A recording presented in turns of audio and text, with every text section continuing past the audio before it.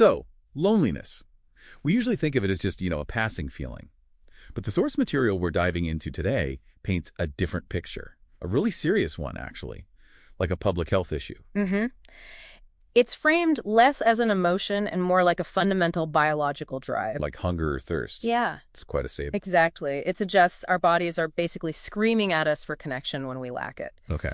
So our mission today really is to get precise. What is loneliness exactly? And more importantly, what does the evidence say about how to, well, cope with it, to build those connections back? Right. Let's get into that definition first because it's crucial. Loneliness isn't just being alone, right? That's solitude, which can be positive. Absolutely. The key difference is the feeling about it. Loneliness is defined as this unpleasant emotional response to perceived or actual isolation. Perceived. So it's subjective. Totally subjective. It's about the gap, the discrepancy between the social connection you want and the connection you feel you actually have. You could be in a crowd and feel utterly lonely. That makes sense. And the sources break it down further, don't they? Into types. Yeah, broadly two types. There's social loneliness, lacking that wider network, like a community or group of friends. Okay. And then there's emotional loneliness. This is deeper.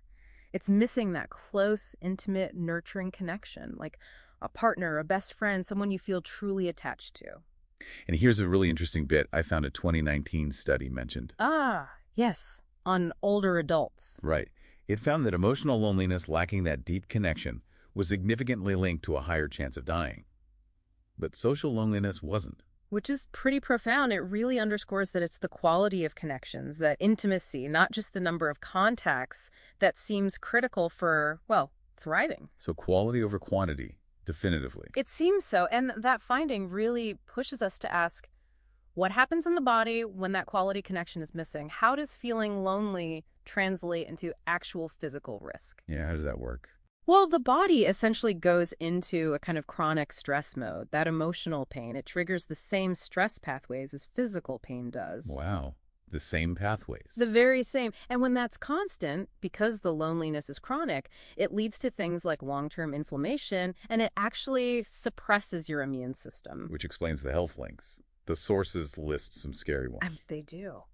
We're talking clear associations with cardiovascular disease, high blood pressure. And the dementia risk was shocking. More than double. Over a twofold increased risk. It's staggering. This isn't just about feeling sad. It's a serious, tangible health crisis unfolding. Okay, so acknowledging that gravity. Where do we go from there? How do people start to address it? The first step, according to the material, is internal. It's about reframing.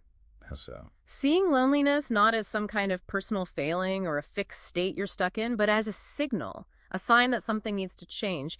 And crucially, coupling that with self-compassion, being kinder to yourself about feeling this way. That makes sense. Less blame, more. Okay. What needs adjusting? Exactly. And then for people really stuck in that chronic cycle, there are structured approaches. Cognitive behavioral therapy, CBT, comes up a lot. Right, CBT. How does that help specifically with loneliness? It directly targets those negative thought loops, like identifying and challenging thoughts such as, nobody likes me, or I'm just a burden. Okay. Then there's behavioral activation, which sounds complex, but it's really about setting small, manageable social goals, like calling one friend this week or going to one group event. Little steps. Tiny steps. The point is to gather positive experiences that contradict those negative beliefs, break the withdrawal cycle piece by piece. Speaking of social connection, we have to touch on social media. It feels like the elephant in the room. Oh, absolutely. A total double-edged sword. The paradox is wild, isn't it? Using it too much, especially just scrolling passively, seems to make people more lonely. It does. Because that passive scrolling often ramps up social comparison. You see everyone's highlight reel. And it widens that gap we talked about earlier. Yeah. Between your desired connection and your perceived reality. Precisely. And, getting likes online, it just doesn't scratch the itch for real, meaningful, back and forth connection. So it's not the tech itself, but how we use it. That seems to be the consensus. Using it intentionally for genuine interaction, for maintaining relationships, for finding communities, especially maybe for people who are marginalized, that's where it can be a powerful tool to bridge distance. Okay, so it's about mindful usage. Very much so. Intentionality is key. Right. So wrapping things up a bit. Yeah, the core takeaway seems to be twofold. You need that internal shift. viewing loneliness as a signal, not a sentence. And you need proactive external steps tailored to what you're missing. Is it community? Is it intimacy? And the reminder about fame not fixing it really hit home. You mentioned Michael Jackson, Albert Einstein. People incredibly connected in one sense. Yet potentially deeply isolated emotionally. Mm. It proves that external markers don't fill that subjective need for genuine connection. It has to be built intentionally from the inside out and relationally. Yeah. So it leaves us with a thought, doesn't it, for everyone listening? In this world that feels hyper-connected, yet where loneliness is rising, what's one small intentional thing you could do today to maybe close that gap, just a little, between the connection you want and the connection you feel? For yourself, or maybe even reaching out to someone else.